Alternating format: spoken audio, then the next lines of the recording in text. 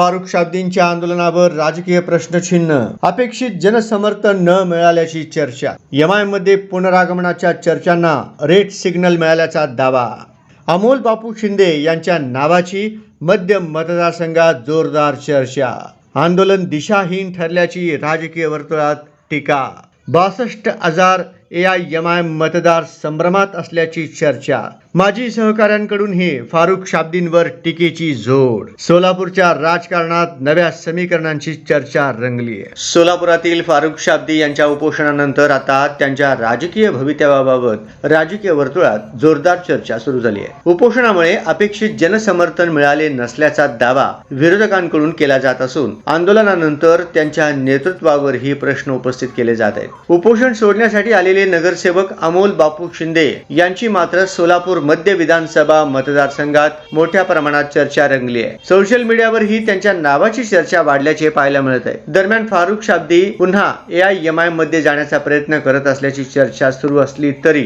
पक्षातील काही नेत्यांनी त्यांना सकारात्मक प्रतिसाद दिलेला नसल्याचा दावा राजकीय वर्तुळात केला जात आहे. उपोषण आणि आंदोलनाचा उद्देश साध्य झाला नसल्याने हे आंदोलन दिशाहीन ठरल्याची टीका होत आहे. आंदोलनामागील मास्टर माइंड अद्यापही राजकीय समीकरणे बदलण्याचा प्रयत्न करत असल्याची चर्चा देखील सुरू आहे. एकेकाळी असलेला जनाधार पुन्हा मिळवण्यासाठी फारुख शाब्दी आणि त्यांच्या समर्थकांकडून प्रयत्न सुरू असल्याचे बोलले जात असले तरी त्याला अपेक्षित प्रतिसाद मिळताना दिसत नसल्याची चर्चा आहे. सोलापूर मध्य मतदारसंघात फारुख शाब्दींपेक्षा नगरसेवक अमोल बापू शिंदे यांच्या नावाची चर्चा अधिक रंगत असल्याचे राजकीय निरीक्षकांचे मत आहे. एआयएमआयएम ला मतदान केलेल्या सुमारे 62,000 मतदारांमध्ये संभ्रमाचे वातावरण असल्याची ही चर्चा राजकीय स्तरावर होत आहे. यावेळी एआयएमआयएम मधील काही नगरसेवकांनीही फारुख शाब्दी यांच्या आंदोलनापासून अंतर ठेवल्याचे चित्र दिसून आल्याचा दावा केला जात आहे. तसेच हा मुद्दा चुकीच्या पद्धतीने हाताळण्यात आल्याची चर्चा सोलापुरात रंगली आहे. फारुख शाब्दी यांच्या सोबत पूर्वी काम केलेल्या काही कार्यकर्त्यांनीही आंदोलनानंतर त्यांच्यावर उघडपणे टीका केल्याचे समोर आले असून या घडामोडींमुळे सोलापूरच्या राजकारणात